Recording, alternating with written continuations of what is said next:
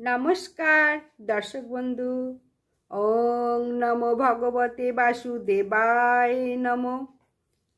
আজ আরও একটা ভিডিও নিয়ে চলে এসেছি। আজকে তোমাদের প্রত্যেকের সুখ শান্তি সমৃদ্ধি কামনা করে আমি আমার ব্লগটা শুরু করছি। আজকে বলবো এই যে পৌষ মাস, লক্ষ্মী মাস, পূর্ণিমার দিন ভগবানকে অবশ্যই এই একটি জিনিস দাও। ভগবান দেখো তোমার গৃহে থেকে কোনো দিন যাবে না এবং সর্বদা সুখ শান্তিতে গৃহ ভরে উঠবে। এই যে পূর্ণিমা সম্বন্ধে একটু প্রথমে বলবো। প্রত্যেকটা একাদশী যেমন এক একটা একাদশীর এক এক রকম মহিমা, ঠিক সেই রকম পূর্ণিমাও কোনো একাদশী যেমন ছোট নয় বড় নয়, সমস্ত একাদশী যেমন দরকার, পূর্ণিমাও ঠিক মাসে একটা আসে ঠিকই, কিন্তু একটা পূর্ণিমা প্রত্যেকে পালন করো, এমন কিছু কঠিন নয়। একাদশী মাসে দুটো আসে, পূর্ণিমা আসে একটা। পূর্ণিমা দিন কখনো বাড়িতে কোনো আমিষ রান্না করবে না। ঘোর অপরাধ শাস্ত্রে বলছে।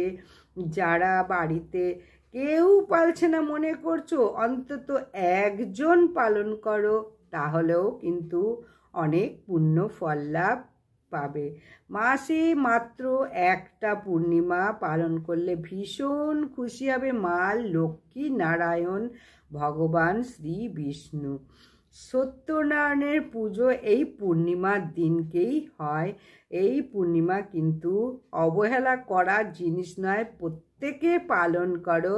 প্রত্যেক মাসে এক একটা পূর্ণিমার এক এক রকম মাহাত্ম্য পূর্ণ, এক এক রকম কাজ আছে, এক এক রকম ফল পাওয়া যায় এই পূর্ণিমা করলে। সংসারী মানুষ যারা, তাদের পূর্ণিমা অমাবস্যা এগুলো পালন করা খুব দরকার বা উচিত। সংসারের মঙ্গলের জন্য পূর্ণিমা পালন করা প্রত্যেকের উচিত। এই পূর্ণিমা, পৌষ পূর্ণিমা, লক্ষ্মী পূর্ণিমা খুবই গুরুত্বপূর্ণ পূর্ণিমা। 27শে পৌষ রবিবার এবারে লাগছে। পূর্ণিমাটা শেষ রাত্রিরে, রবিবারের শেষ রাত্রে, সারা রাত্রি শেষ হয়ে, রবিবারে সারা রাত্রি শেষ হয়ে ভোরবেলা ভোর 4:51 পূর্ণিমাটা লাগছে। 27 তারিখ পৌষ মাসের 4:51 এই পূর্ণিমাটা লাগছে। ছাড়ছে 28শে পৌষ 4:01।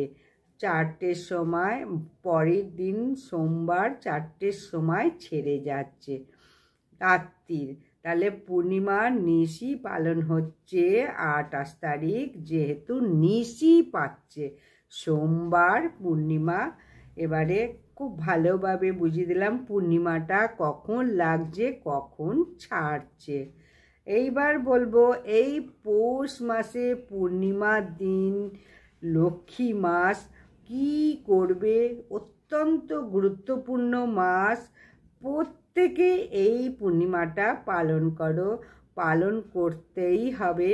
তাই প্রত্যেকে কিভাবে পালন করবে?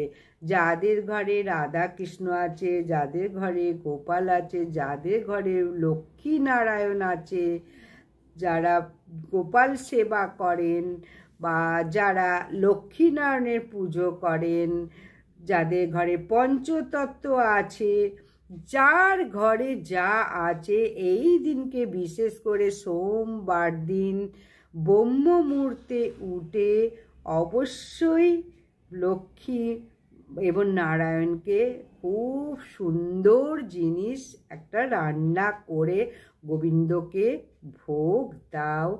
পূর্ণিমাতে এটাই বিশেষভাবে মাহাত্ম্যপূর্ণ। পরমান্ন রান্না করো নতুন গুড় দিয়ে। পৌষ মাসে নতুন গুড় উঠেছে, এমন কিছু কঠিন কাজ নয়। প্রথমে সকাল সকাল উঠে হলুদ শাড়ি পরো, জলে গঙ্গা গঙ্গা করে স্নান করে জলে স্নান করে নিয়ে তারপরে পূজা অর্চনা করো। শ্রীকৃষ্ণ গোবিন্দ লক্ষ্মীনারায়ণের হলুদ ফুল ভীষণ পছন্দ, সেই হলুদ ফুল দিয়ে পূজা অর্চনা করো। অবশ্যই ভোগে কিন্তু নারায়ণকে, সত্যনারায়ণকে অবশ্যই সিন্নি দাও। মাপা সিন্নির ব্যাপারে আমি আগেও বলেছি, এবারও বলছি, নারায়ণকে অবশ্যই সিন্নি দেবে। এবং তারপরে সিন্নি দেওয়ার পরে একটা বিশেষ জিনিস পরমান্ন রান্না করে দাও। পরমান্ন হচ্ছে সুন্দর গোবিন্দভোগ চাল, তাতে খেজুর গুড়, নতুন খেজুর গুড় দিয়ে পরমান্ন রান্না করে গোবিন্দকে দাও। গোবিন্দকে দিয়ে তুলসী পাতা সহযোগে, অবশ্যই তুলসী পাতা সহযোগে দাও। দিয়ে অবশ্যই ঠাকুরকে বলো, ওয়ে হরি তোমায় করি নিবেদন, ভক্তি করে সেবা করো কাঙালিরি দন। এইভাবে 3 বার ভক্তি ভরে মনের ভাব দিয়ে অবশ্যই ভোগ নিবেদন করো। জোর হাত করে যখন ভোগ নিবেদন করবে, ঘণ্টা বাজাবে, উলুধ্বনি দেবে, শঙ্খ বাজাবে, তারপরে ধূপ দীপ জ্বালাও, জ্বালিয়ে সুন্দর করে ভোগ নিবেদন করে তারপরে আরতি করো। এইভাবে আরতি করে তারপরে দরজা বন্ধ করে দাও। তুমি তোমার যা মনের ইচ্ছা, মনের কামনা গোবিন্দকে জানাও। জানিয়ে তারপরে দরজা বন্ধ করে দিয়ে বাইরে চলে এসো। বাইরে চলে আসার পরে আবার হাততালি দিয়ে, শঙ্খ বাজিয়ে, ঘণ্টা বাজিয়ে দরজা খুলে সেই ভোগ তোলো, তুলে বাড়ির সবাইকে দাও, সবাইকে বিতরণ করো। এবং বাইরেরও কেউ যদি থাকে তাকেও কিন্তু দাও। তাহলে কিন্তু তোমার গৃহে খুব উন্নতি হবে। এই যে পূর্ণিমাতে বলেছি মাপা সিন্নি অবশ্যই দাও, এবং গোবিন্দের প্রিয় ভোগ পরমান্ন যেভাবে পারো অন্তত একটু রন্ধন করে অবশ্যই দাও। এরপর মহাপ্রসাদ সবাইকে দেওয়ার পর গোবিন্দর স্মরণ করে প্রত্যেকে আনন্দ সহকারে সেই ভোগ গ্রহণ করো। পৌষ মাসের পূর্ণিমা এইভাবে পালন করো। অনেকের আছে ধান্য লক্ষ্মী পূর্ণিমা, এই পূর্ণিমার দিন ধান দিয়েও পুজো হয়। নতুন ধান উঠছে, নতুন ধান দিয়েও পুজো হয়। আর এই পূর্ণিমার দিন বলবো তুলসী তলায় একটি জিনিস পুঁতে দাও, তাহলেও কিন্তু খুব মঙ্গল হবে।